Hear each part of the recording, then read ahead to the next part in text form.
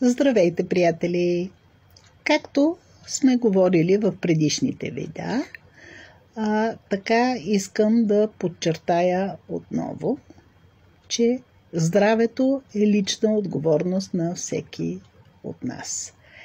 И съответно, за да сме здрави, трябва да сме достатъчно грамотни, достатъчно информирани и да правиме необходимите неща.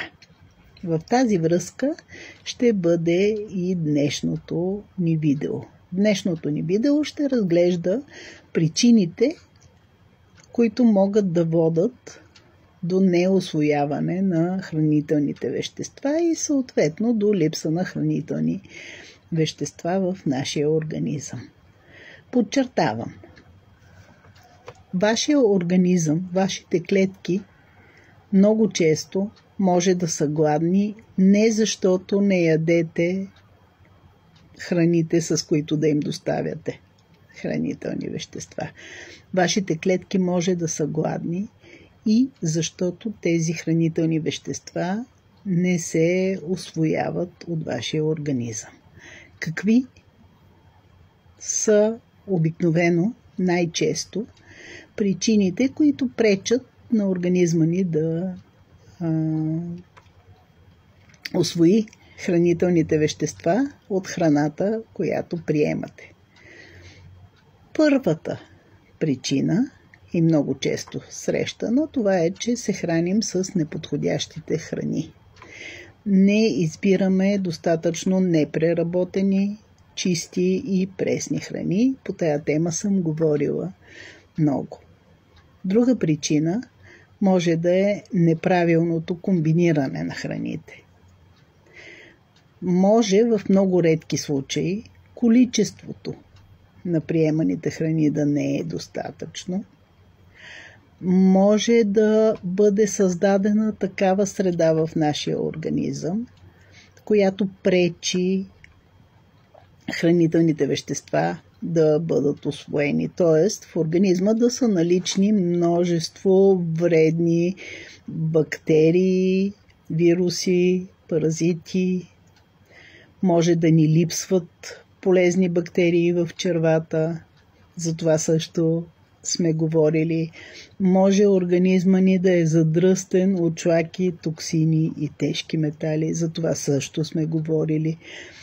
Може да сме подложени на огромен стрес. Стреса, между другото, е не само едно от главните неща, които изчерпват хранителните вещества на организма, но и едно от основните неща, които са пречка за усвояването на полезното от храната.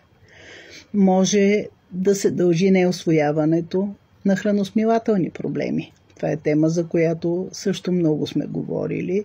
Много хора страдат от раздразнени черва, пропускливи черва, запек, разстройство, колит, дисбактериоза и така нататък. По тая тема има специални видеа в канала, можете да ги гледате. А има и програма съставена, готова, която може да ползвате.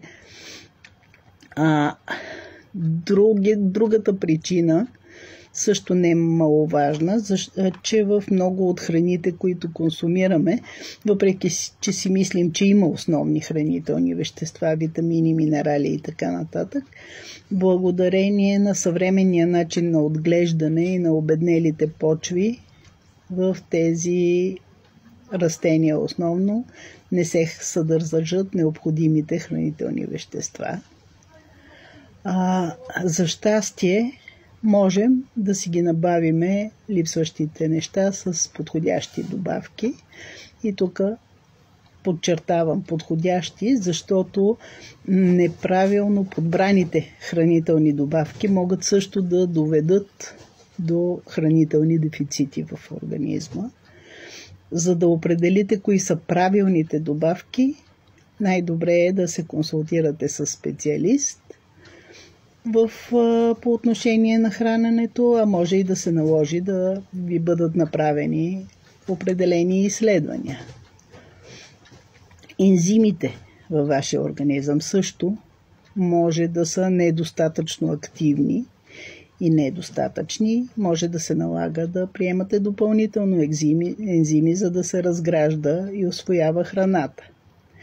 В отделно видео в следващите дни ще поговоря и за това какъв е механизма на усвояване на храната и какво можем да направим, за да го подобрим.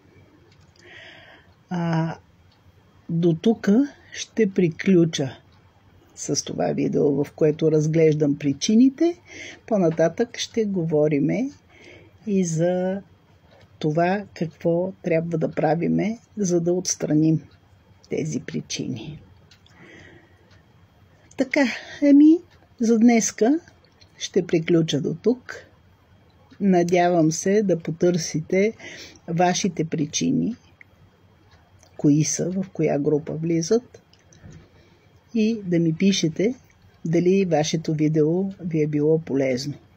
А ако искате да работим заедно върху вашето здраве, можете да се свържете с мен на лични. Сега ви желая приятен ден и до скоро. Чао!